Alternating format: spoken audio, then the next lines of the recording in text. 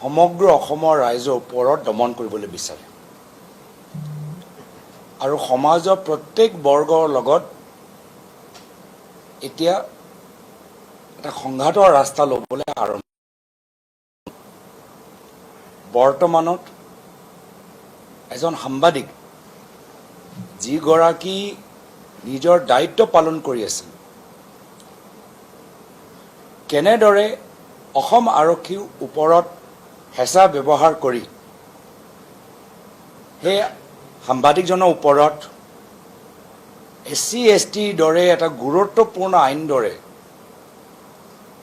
গোটেই ৰাতি জেলত ভৰাই মুখ্যমন্ত্ৰী মহোদয়ে নিজৰ অপশাসনৰ বাৰম্বাৰ প্ৰমাণ দি আছে। এইটো নতুন কথা নহয়। আমাৰ কংগ্ৰেছ দলৰ এজন মুখপাত্ৰৰ ওপৰতো এনেদৰে আজি গুৱাহাটী অধিবক্তাসকলো আজি হতাশ হৈ গৈছে যে মুখ্যমন্ত্ৰী মহোদয় তেওঁলোকৰ কথা নুশুনে আৰু হাইকোৰ্টৰ লোকেশ্যন উত্তৰ গুৱাহাটীলৈ লৈ যাবলৈ বিচাৰে। তাৰ প্ৰতিবাদত আজি তেওঁলোকেও ধৰ্ণা দিবলৈ বাধ্য হৈছে। ইয়াৰ পূৰ্বে আমি পলিটেকনিকৰ টিচাৰ্ছৰ অৱস্থা দেখিলোঁ। প্ৰায় 64 পলিটেকনিক এছ'চিয়েট লেকচাৰাৰ তেওঁলোকক চাকৰিৰ পৰা ওলাই দিলে। JJMৰ আমি এইটো সম্পৰ্কত আমি দেখা পালোঁ। আমি বাৰম্বাৰ দেখা পাইছোঁ যে মুখ্যমন্ত্ৰী মহোদয় কাৰণে কোনো বিজেপি দলৰ সদস্যই অপৰাধ কৰিব নোৱাৰে।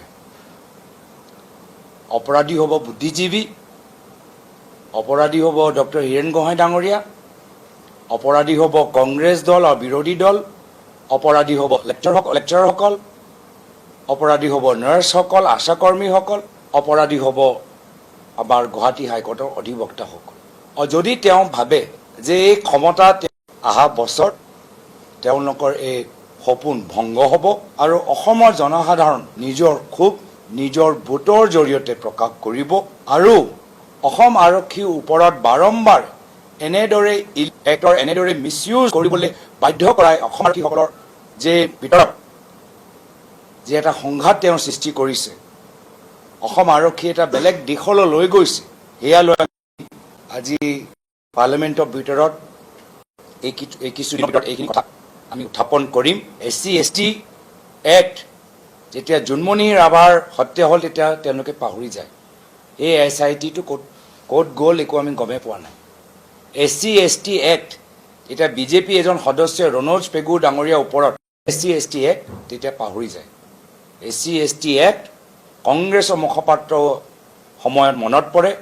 SC/ST এক্ট সাংবাদিকসকলে নিজৰ কথা কওঁতে কৰ্তব্য কৰোঁতে তেওঁলোকে মনত পৰে।